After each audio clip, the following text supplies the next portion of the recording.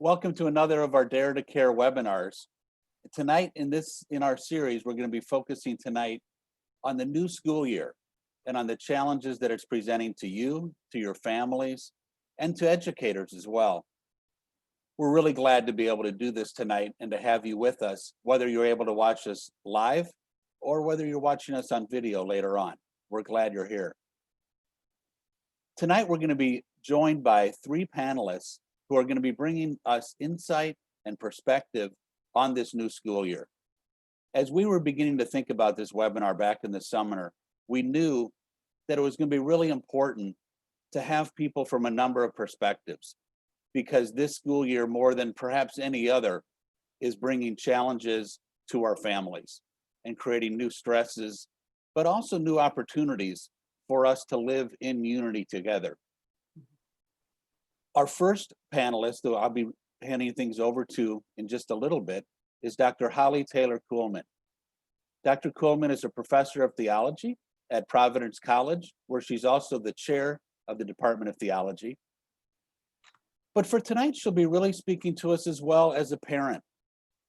Holly is a parent of a number of school-aged children, and she early on experienced in her family the effects of the pandemic as they faced quarantine in one of the first cases in the country needing to be put into quarantine in her community. Later, we'll also hear from Jhimy Rodriguez. Jhimy is a teacher. He's taught at multiple grade levels. Right now, he's teaching algebra and also English as a second language at a high school in the Bronx. In addition to that, Jhimy has for decades really worked to mentor young people in a number of contexts in his community. So we're really excited to hear from Jhimy and from his perspective as an educator and as a parent.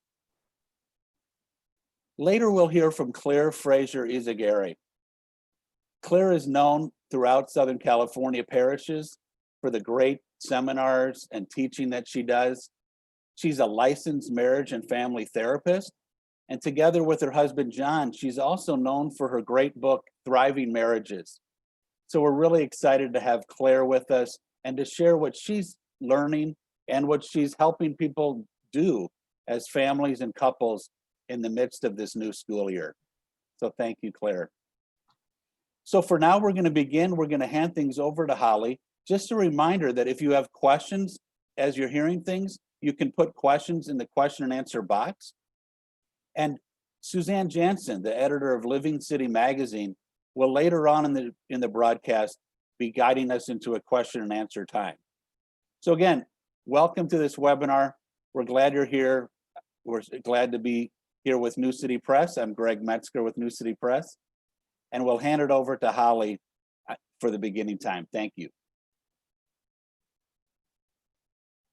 Greg, thank you so much. I want to begin by thanking you for the invitation, and thank you to all those who are tuning in.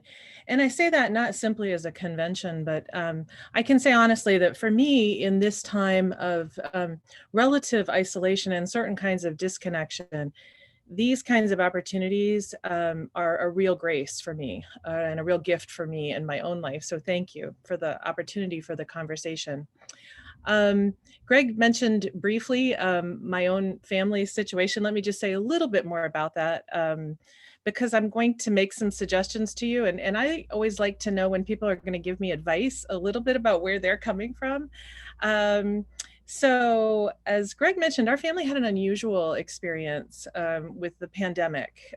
We basically had the reality of the pandemic brought home to us, not so much by a newspaper headline or stories from friends, but from a call from our own state's Department of Health, telling us that 2 of our children were understood to have been exposed to this new, at that time, pretty mysterious virus, and they would need to be strictly quarantined to our home for the next 2 weeks. So that was one of the first couple days of March. So we sort of launched into this adventure without a lot of preparation and needing quickly to try to understand as parents what we should do and what we could do to help move our family through it. I'll just say quickly, we have 5 children, and 2 are currently college age, 2 are in high school, and 1 is in elementary school.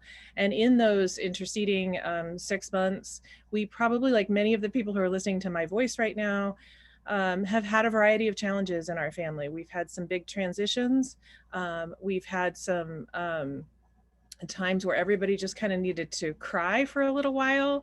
And we've had some days where certainly all of us, but maybe especially my husband and myself, laid our heads down on the pillow at night, feeling as fatigued as we had in a long time. So I'm bringing all of that in talking with you tonight. And I also want to say that I come with the assumption that everyone who's listening to my voice has probably had their own set of challenges. Those have ranged widely, of course. Some people have had the profoundly difficult experience of actually losing a loved one in the midst of the pandemic. Large numbers of people have had to try to imagine how to go forward after the loss of a job.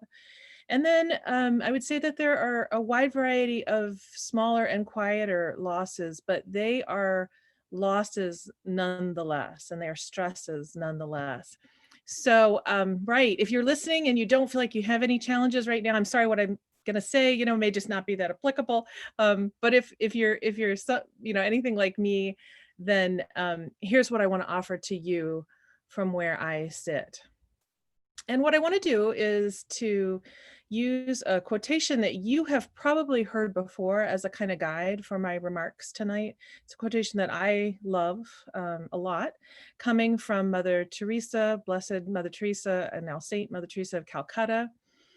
"We cannot all do great things," Mother Teresa said, "but we can do small things with great love. We can do small things with great love." That has been very encouraging to me. And I would say that for myself, I've made sense of that quotation very much in connection with the writings and the spirituality of a previous saint by the same name, essentially. That is Saint Therese of Lisieux. If you are not familiar with the work of Saint Therese and that form of spirituality, take this as just a small invitation to think about that when you have the opportunity to do that. The spirituality that Saint Therese wrote about, pioneered, and offered to so many other people is often affectionately referred to as her little way. There's the strong connection with Mother Teresa. What you find in the work of Saint Therese is a real emphasis on that littleness as a way of fruitfulness, as a way of joy, and as a way of love. And so when I think about the wisdom of these two saints together, it has moved me to really take seriously both of the parts of that saying. Not to apologize for doing small things, and in fact, not even to think of the doing of small things as being somehow less than, but instead being a gift that is offered. And then also the second half of that, to take up those small works, small gestures, small efforts with love. What I want to do tonight is to think about that challenge in 3 specific ways. And here I'm thinking very much about the work of parenting, specifically in the pandemic and specifically in this school year. How is it that parents can take up the challenge of doing small things with great love? So first of all, I want to offer a challenge from one parent to others to do small things with great love with regard to your own well-being. I am a firm believer that parents, and here I believe that it's the case that I may especially be speaking to mothers, but to fathers as well, that parents must commit themselves to their well-being, even in the midst of very demanding and busy lives. Not simply as a necessary evil, by which I mean to say, not simply as something that must be done so that I can go on to do the other things that really are important, but rather as a kind of holy undertaking. In other words, what I mean to say is that when parents carve out carefully time, energy, thought to devote to their own well-being, they should do that with love, with love, and to see it as a work of love for themselves, and also in a certain sense, a work of love for God. So I just want to begin there. We could talk about a number of practical ways that that could be done.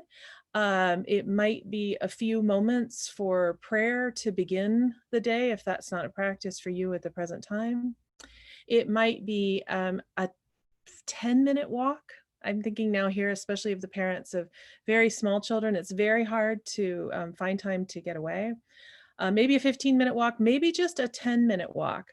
And in fact, here I want to emphasize, do not try to do large things at this moment. I do not encourage you to launch on an ambitious new exercise plan or a complex new devotional pattern. Resist even the temptation, if you have it at this moment, to try to go in that direction, but instead commit yourself intentionally to imagining something small, but something done with faithfulness over time. The second category I am thinking of is your child's education.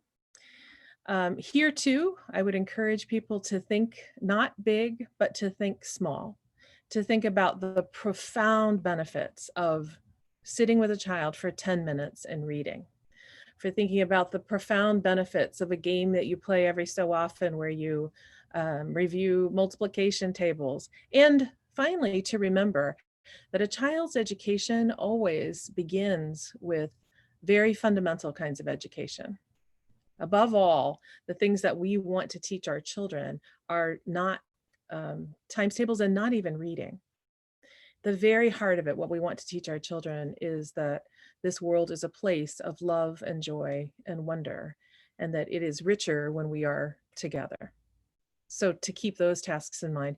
And then finally, I'll conclude with what might seem like a surprising suggestion, but I'll make it nonetheless. Be bold here to make it. Even in these very demanding times, I would strongly encourage parents to look for some way to do small things with great love that connect their nuclear family to those outside that family, whether to friends, to extended family, to their own local community. Asking, what is it that our family does have that we could give? And also, I would say, what is it that our family needs? Both of those, I think, can be profoundly fruitful kinds of connection. In fact, I'm just going to conclude with a brief anecdote. Very early in the pandemic, I have to say that I'm happy to report that in my own local community, there have been a number of efforts to try to make sure that neighbors have their material needs met. And somehow, I think it might have been through a mistake, our family came to be on a list for distribution of extra goods, baked goods, and sometimes vegetables from the farm and so on. So it's happened during the pandemic that on a schedule that I cannot discern, every so often, somebody knocks on the door and hands us a bag of groceries. And it has been one of the most moving things that's happened to me in this whole pandemic, the sense that I'm connected. And yes, I need to ask what I can do for other people, but also I need to have the courage to receive the help and the love and the assistance that's offered to me. So thank you. Small things with great love. Mm-hmm. Wow, Holly, thank you. Thank you for getting us off to such a great start. I'm really struck by littleness as a way to fruitfulness. So thank you for beginning us there. And Jhimy, we were wondering if you could build off of that and share some from your own family, but also from your vocation as an educator. Definitely. Thank you so much. Ali, it was so inspiring. I took notes of, my own well-being, sitting with my child and reading, doing math. I will speak about that a little bit too, and also connecting with other families outside. So I'm very happy that I was invited to this webinar. And we are living in unprecedented times, especially when it comes to our school system. So I will share with you 3 points, and allow me to please share my screen. So number one is the social situation and the pandemic's impact in our students. What teachers need from parents during this time. And last, but most important, is the approaches to monitor our children's development this year. So the first point is that this year has been devastating for many families, as Holly mentioned. I have students that their parents died. I live in New York, and as you know, it was really, really difficult in New York City with the pandemic. So students have been suffering of social, emotional, and even mental health. And as we all know, human beings are social creatures who always have the desire and need to interact with others, right? So the question now is, how can we survive this school year, and not only survive it, but thrive in it, correct? Let me see my slide. Okay, it's moving now. Very good. So teachers are in need in a special way that parents provide their children with an adequate space at home so they can do their work. You know, that way consistency is going to be key to a successful academic year. I tell my two children, I have two children, one is 14, one is 12, one goes to Catholic school, the other one goes to public school, that they need to wear the uniform in the morning. Get up, have breakfast, follow your routine, and then go to your room, to your desk with your uniform on, share your camera, because that way they feel more connected with their friends. Also, teachers, they need from parents to have an open line of communication. So exchanging cell phone numbers, email addresses, having that communication. So teachers need to know how your child learn best. What are the positive things or negative things that affect their learning? So they can know their hobbies, their interests, and when they are in Zoom meetings, so they can, make a connection. It's all about making a connection. Something very, very important with the consistency is to create a daily schedule together and getting input from your children, from students, to facilitate these smooth routines. Okay, so if that schedule is visible, it will be even much better. I've seen friends that they make a big wall, put in all the time, choose times for meals. Nowadays, it's been a pain for me, a suffering, to see students like checking work at 2 o'clock, 3 o'clock in the morning, because they everything is so like discombobulated. We need to set times for meals, time for sleep, putting the phones away. We're spending a lot of time in front of the screen nowadays. Myself, it's been a struggle. Sometimes I have like 8 Zoom meetings. My wife jokes about it. She says, I'm zoomed out, you know? So communication, communication, communication. That's what we need. Teachers need with parents, communication. Share information about your children. Monitor your children's academic life by utilizing the different platforms that schools offer, in which parents can see attendance, they can check grades, anecdotals, make appointments with your teachers to have conferences. So last but not least, and the most important one, is approaches to monitor your children's development this year. For instance, having this systems, this virtual management system. Here on this slide, on the left side, it says Home Logic. This is the one that is used at my son's school, the Catholic school.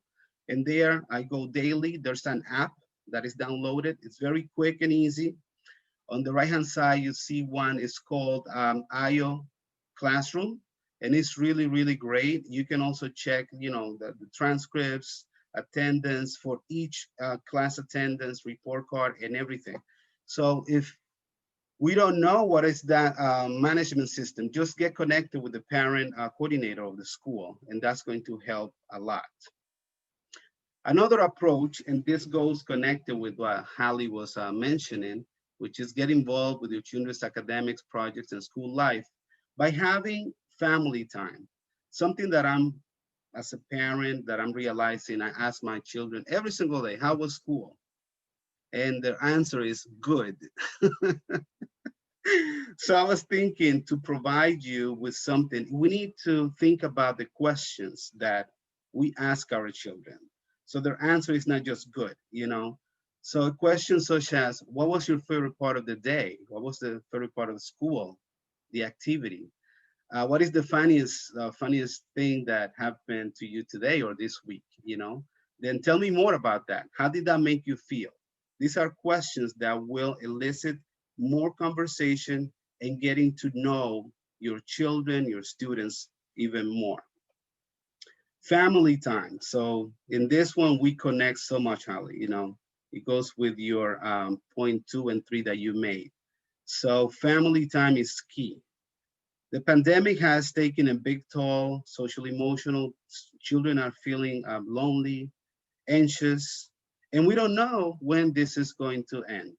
Okay, New York City, we're making a big effort to start school, but now the numbers of COVID-19, they're spiking. So now we are like at 3%.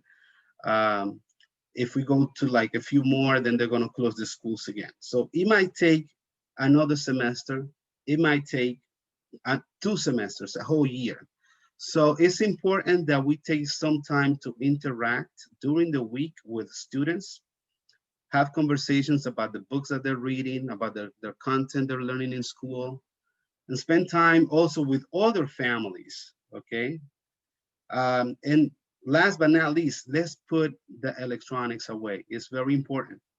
So otherwise, it's gonna be like a family together and everyone is just on their device, and it's a challenge. It's a challenge to deal with this. So finally, I reiterate, let's discuss a daily schedule with our children and get their input, okay, in which we have time to reflect, time to pray together, time to have fun, and build the values that we have been brought up with. So again, thank you so much.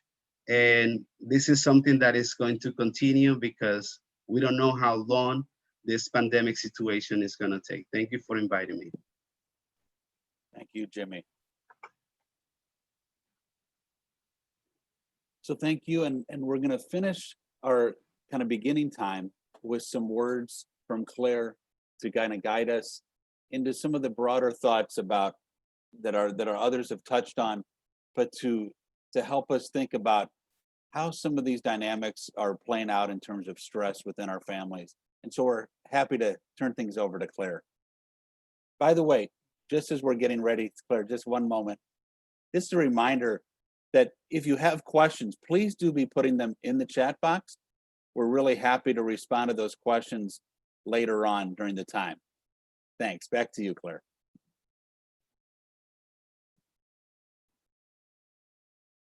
Oh, you're on mute, Claire. There we go. Okay, hi, great to be with you guys. Holly, Greg, and Jhimy. Can everybody hear me? Super.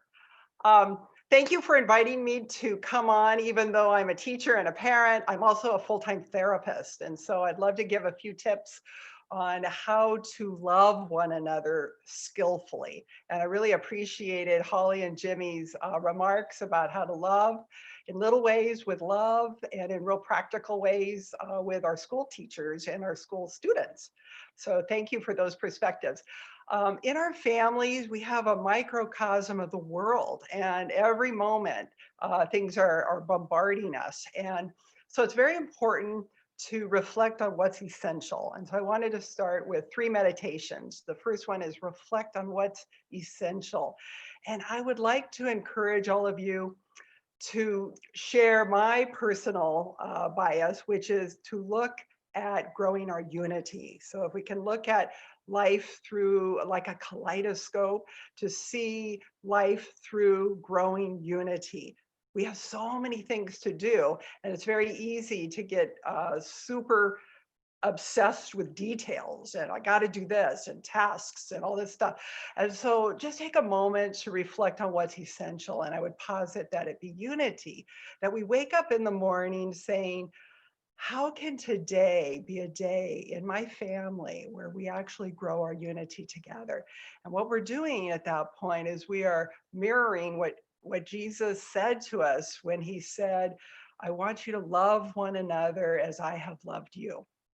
My husband, Dr. Johnny Zaguirre, and I teach thousands of parents every year. And when we ask them, hey, what's the most important thing to teach your kids? We'll get a myriad of things, but we have not really gotten that. Somebody saying, oh, it's to teach everybody to love one another as Jesus has loved us.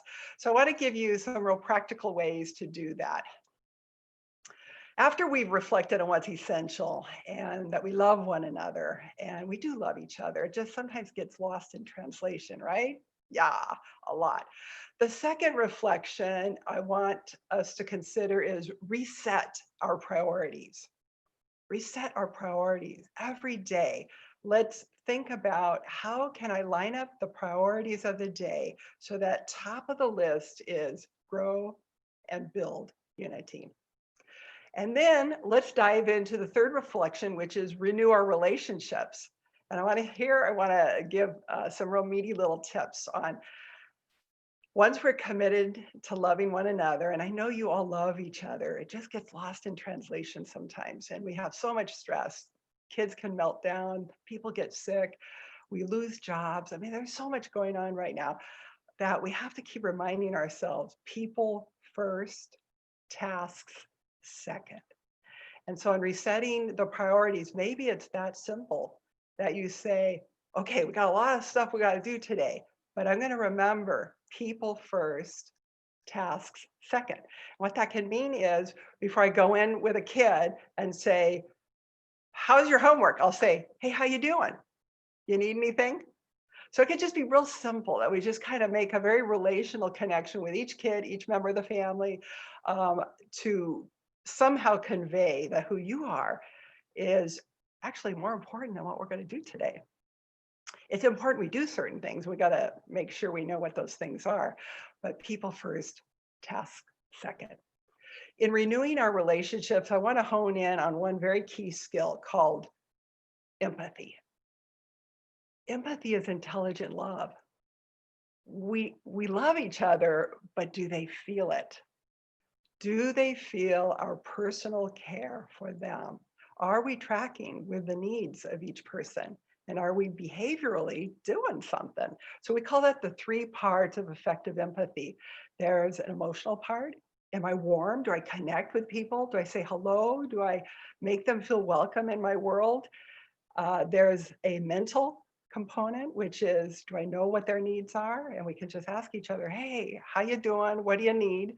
And we can teach our families to keep asking each other that empathy question, which is, how can I help you? What do you need?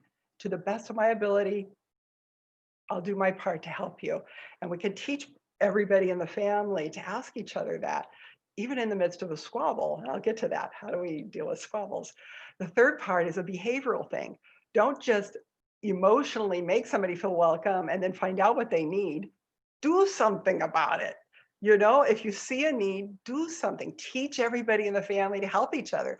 The family that works is the family that helps each other.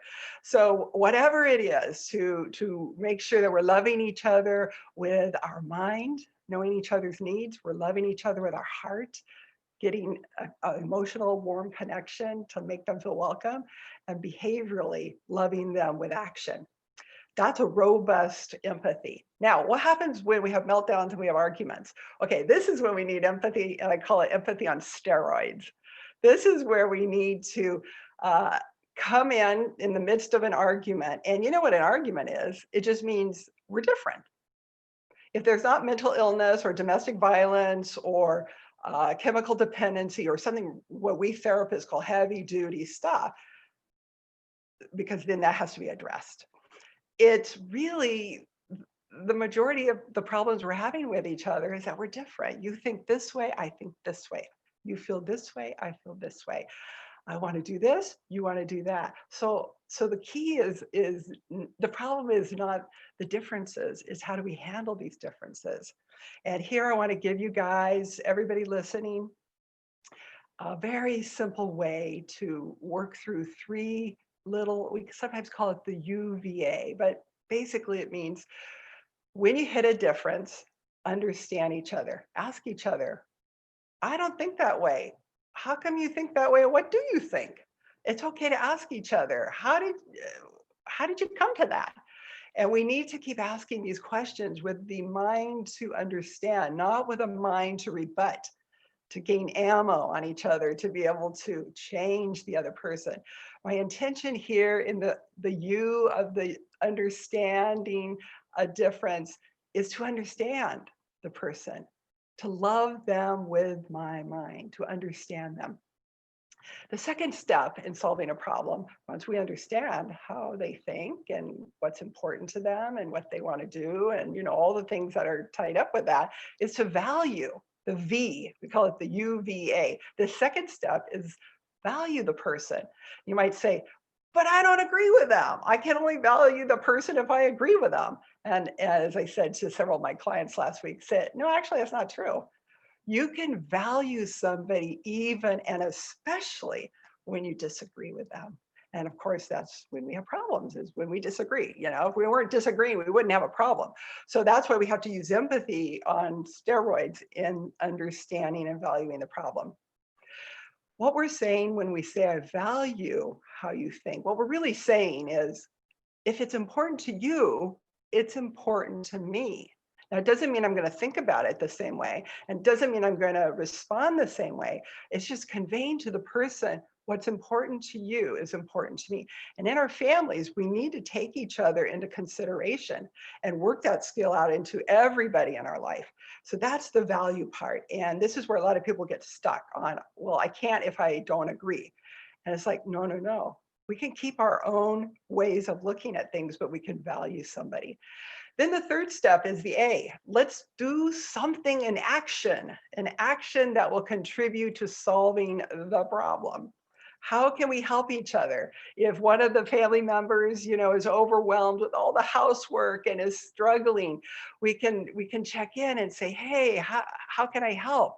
And then we can respond to that need in a very concrete way. And it's at this point when we're activating the UVA, I want to spend just maybe 30 seconds to encourage everybody to be a coach, not a critic. When you're conveying to somebody what you want, do it the right way. Use what we call the new language of assertiveness, not complaints, not criticisms. One of my clients said, oh, if I can't complain or criticize, I have nothing to say. And I said, well, maybe silence is golden until you can figure out what it is you want to say the right way.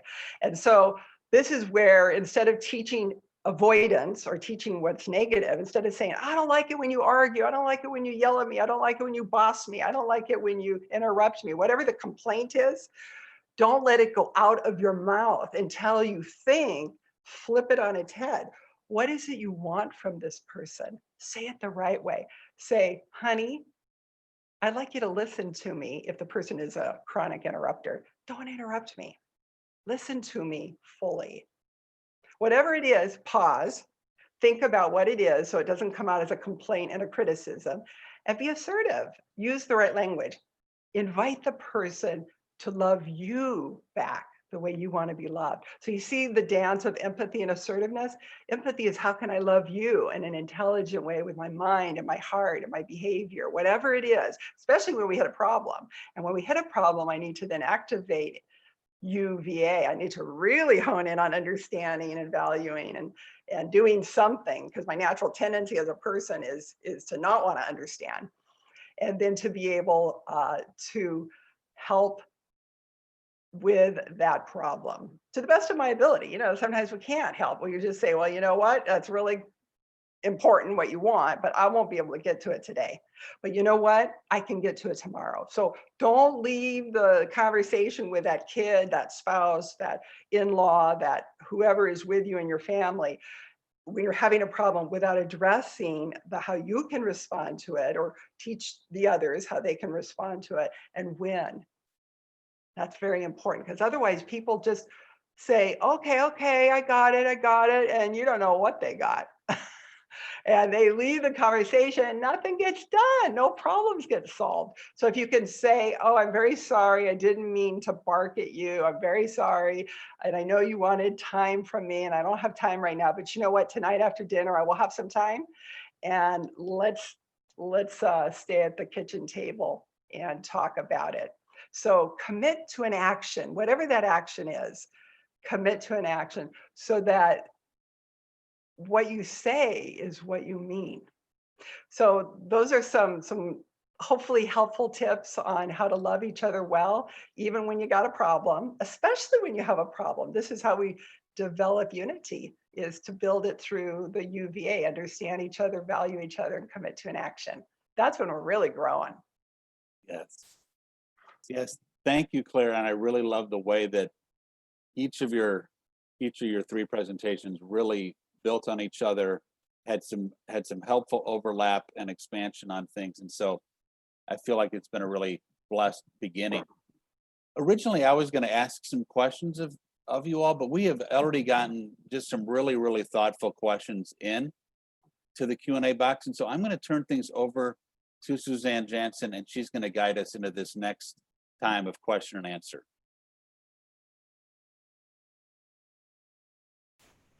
Yes, thank you.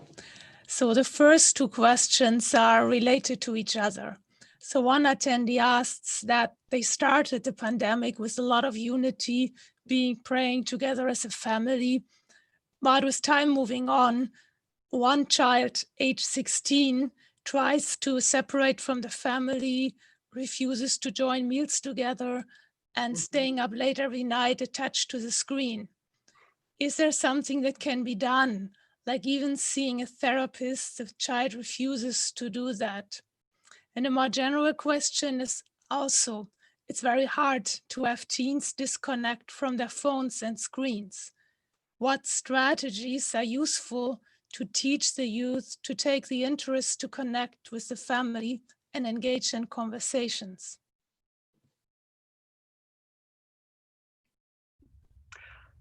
Anybody in particular? I think that goes to the three of us. I'll just say a quick word. I have a feeling Claire has some great thoughts about this, but I'm coming from my, I suppose, amateur experience of 4 teenagers so far and another one following up quickly.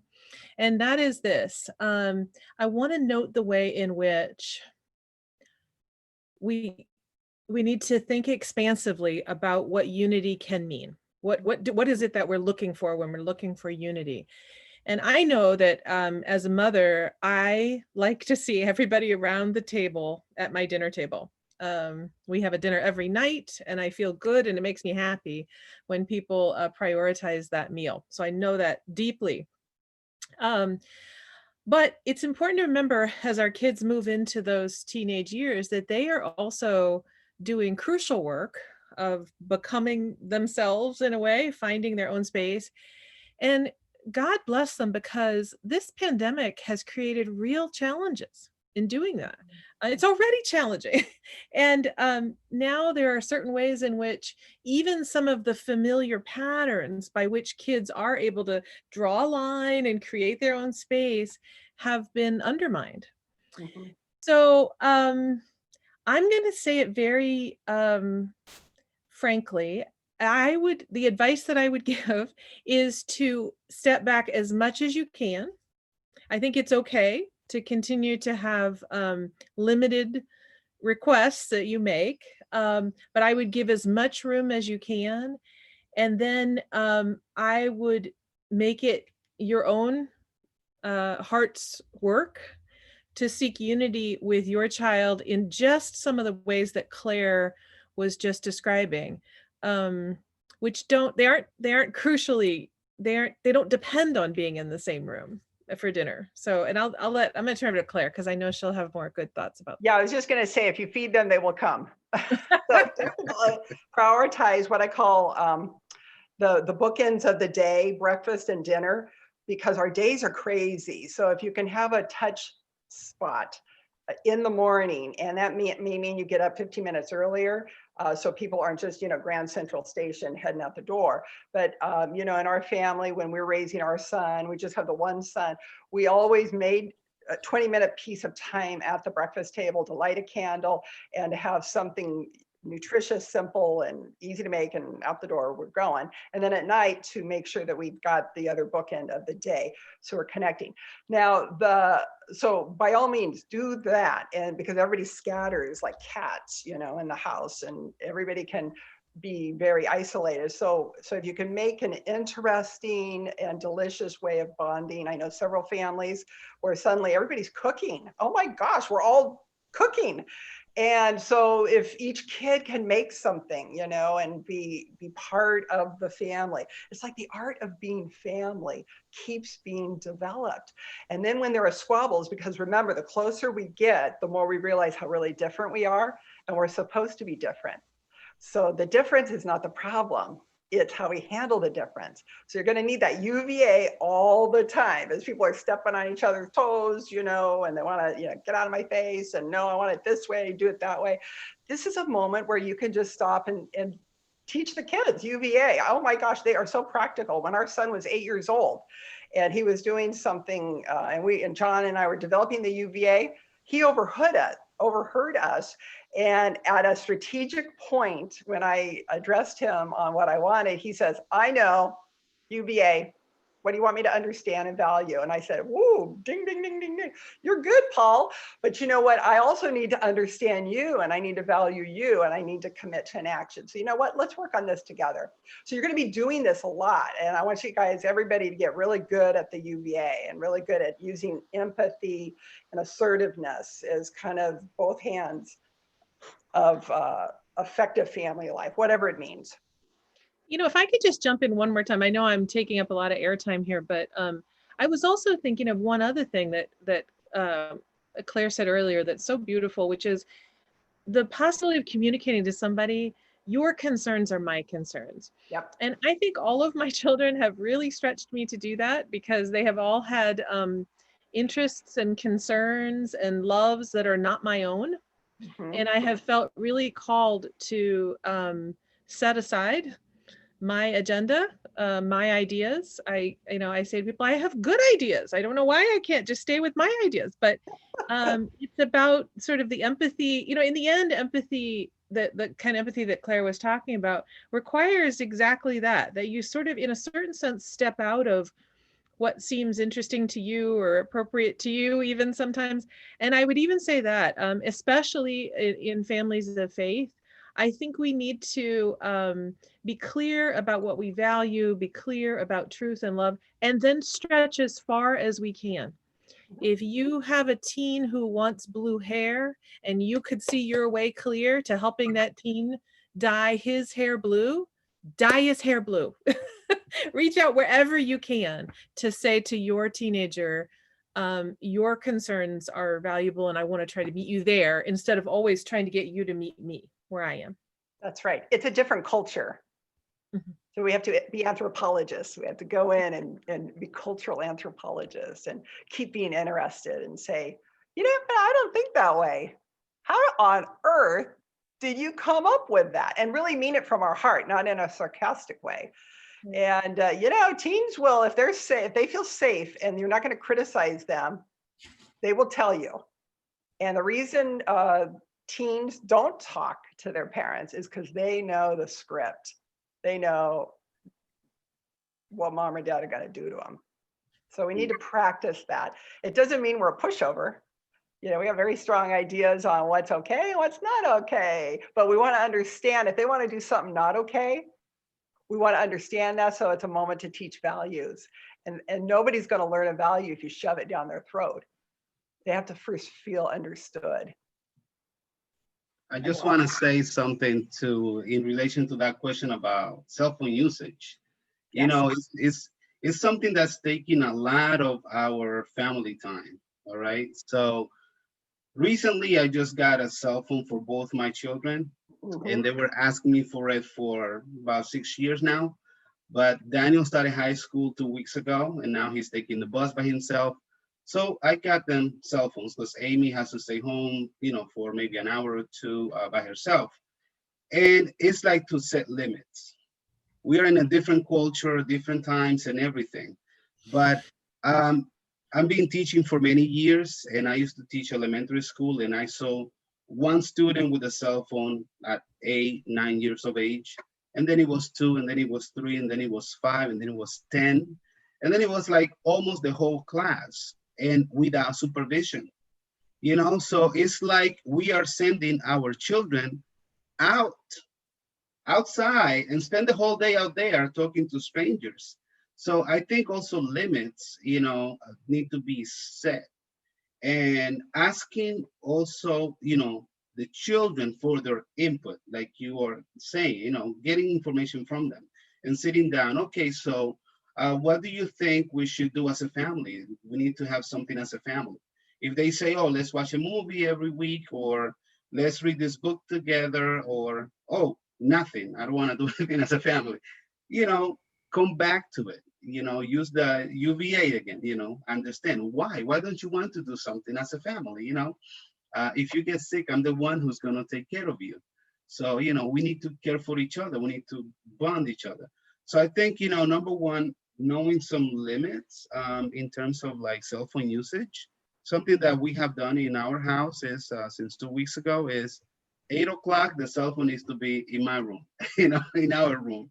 Good. So, and they have tried to keep, oh, I forgot. I'm like, okay, if you forget again, maybe you're not going to see your phone for a couple of days. Oh, no, it's okay. It's okay.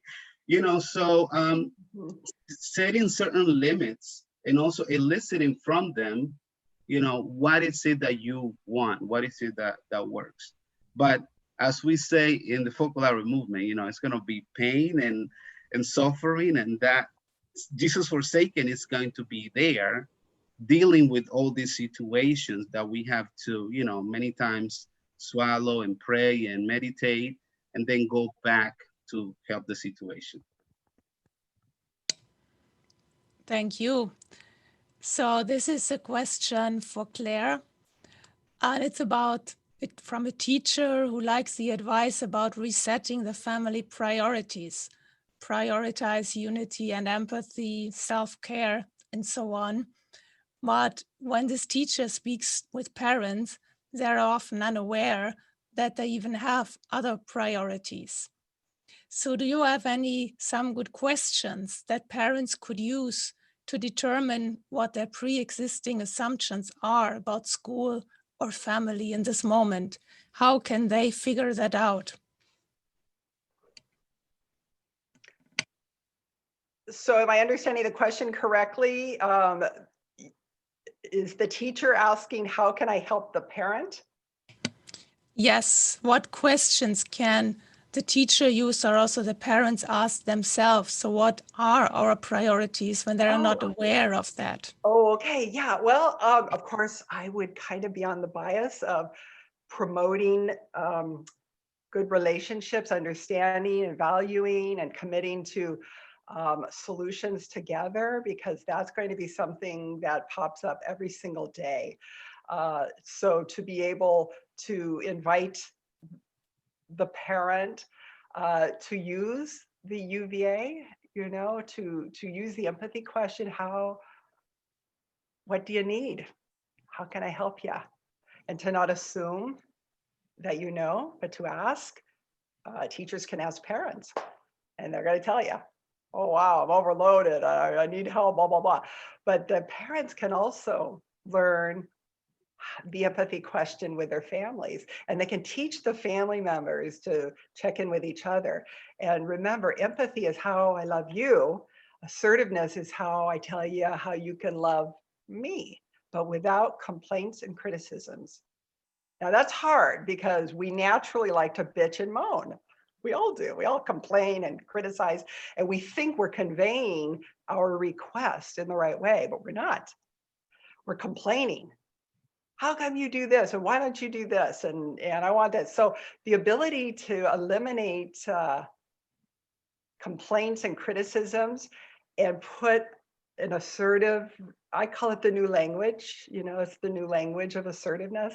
So that's something that everybody can help everybody with.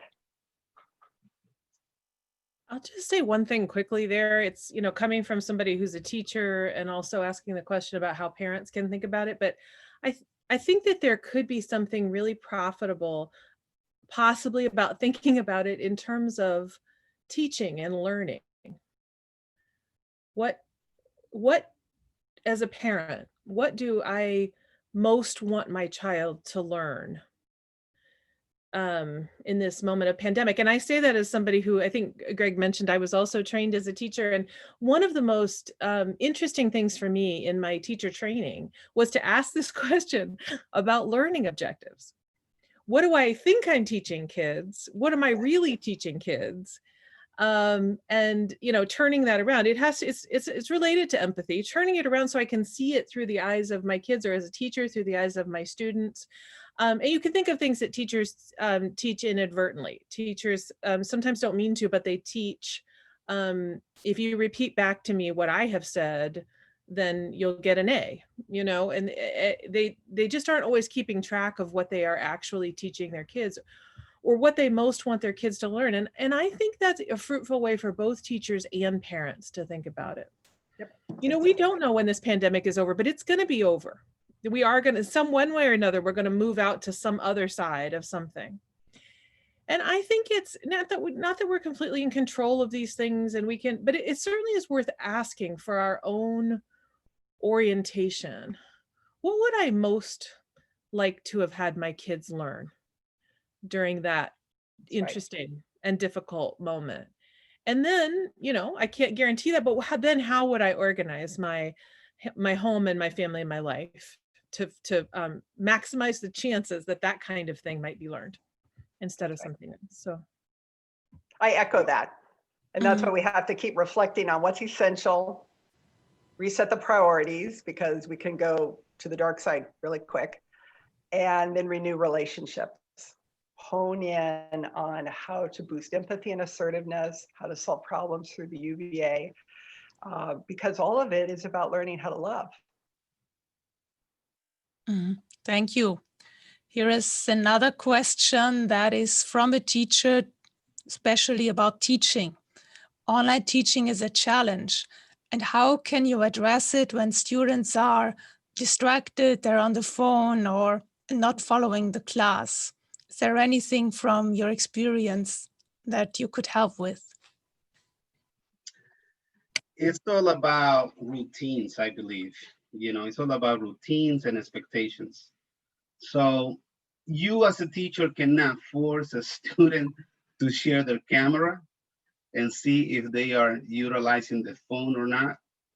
You know, you encourage it as much as you can. As a teacher, you ask questions, you give them time to perform certain assignments online, you know, but it is difficult. So in this situation, to answer the question, the best thing will be to communicate with the parent, you know, because a parent, if the parent is engaged, they will let you know that situation. And then it's create a relationship, teacher and student, you know, and explain the importance, you know, there's time for everything. So if you are in class now, let's put the phone away for a moment. Don't play video games. So if you're playing video games, you don't want a teacher to be teaching you a lesson during that time, correct? So in the same token, when you are in class, it's important that you stop playing the game, you know? So, but again, I come back to the point of sharing the video. You know, I teach daily, and some students, they feel comfortable showing they're sharing their video, showing their face. So you see what they're actually doing. Others, they won't do it, you know? So it is challenging, but the best thing to go around it is communicating with parents, because he will see if a student is submitting the work or not. If the student is not submitting the work, it's because it's engaged in other things that they're not supposed to, instead of, you know, paying attention in class and doing their assignments. Right. So communicating with parents, and then 2, creating a relationship with the student.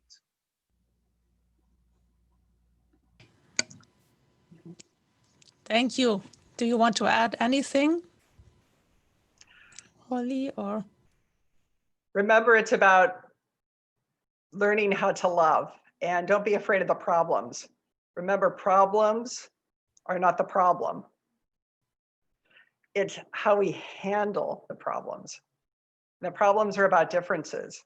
Unity doesn't mean uniformity. It means we're all very different, and we're going to be different till the day we die. But it's how do we learn to embrace these differences, value each other, and work on a solution together as we're fighting over the phones and how to meet around the dinner table.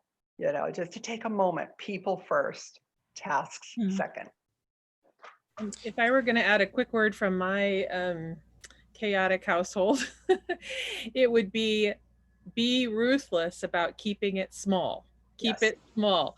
Don't try to walk 10 miles, walk for 10 minutes. Don't try to decide on 7 ways that you can connect with your teenager. Just learn about that one video game that they always like to pull up. What do they love about it? Because I think, you know, in the end, it's astonishing, but I think love really does make those small things to be great things. That's right.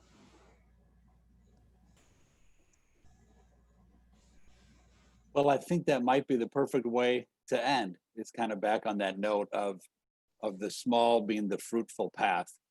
And to thank everybody for being able to join us, and to really thank the 3 of you for giving your time and of your heart and soul to us. We can really appreciated that and felt that.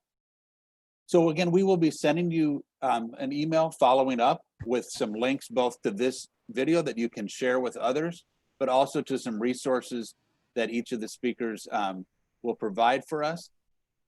We do always want to encourage you to come to our website at New City Press for resources, and also at Living City Magazine online as well. We appreciate you joining us. We appreciate this Dare to Care series, and we'll let you know about the next one when it comes up. Thanks for being with us. Thank you. See Thank y'all you. soon.